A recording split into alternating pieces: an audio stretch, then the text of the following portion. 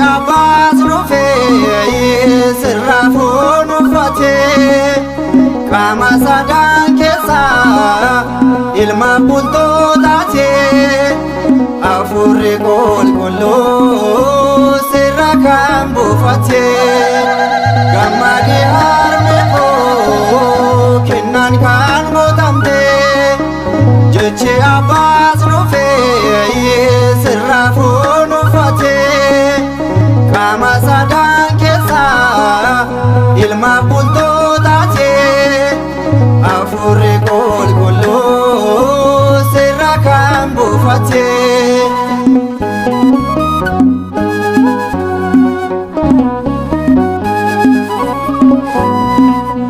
firiin garaa keetii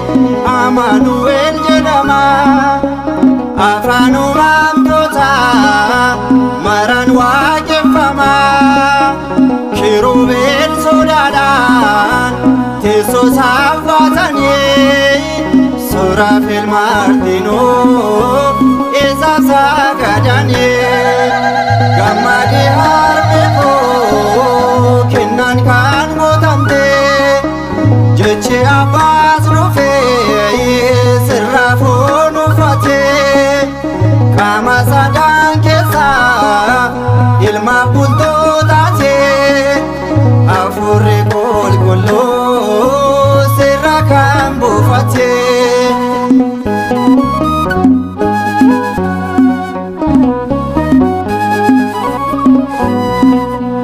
bishaan jannaataati xoofoo qulqullooftu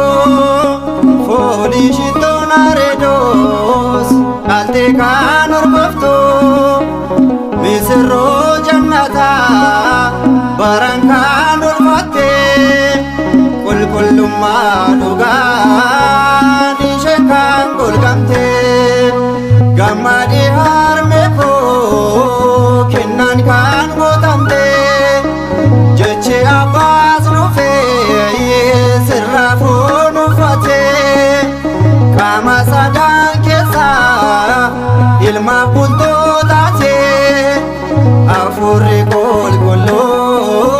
sirra kan buufate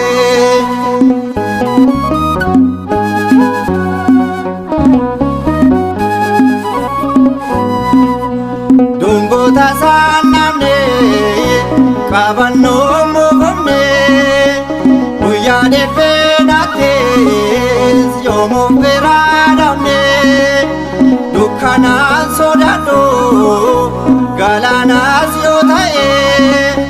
naan hima oolmaa kee dhalootaaf lakkaa'e gammadi harme koo kennaan kan gootamte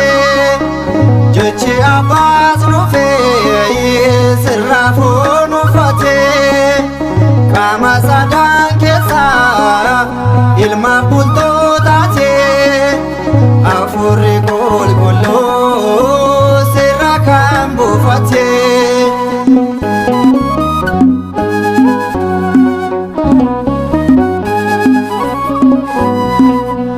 muka baatoo siinaa Museen kan si arge dunkaana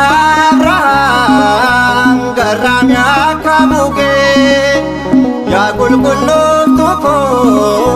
yaa simboo qabeetti ani sin faarfadha akkuma Daawit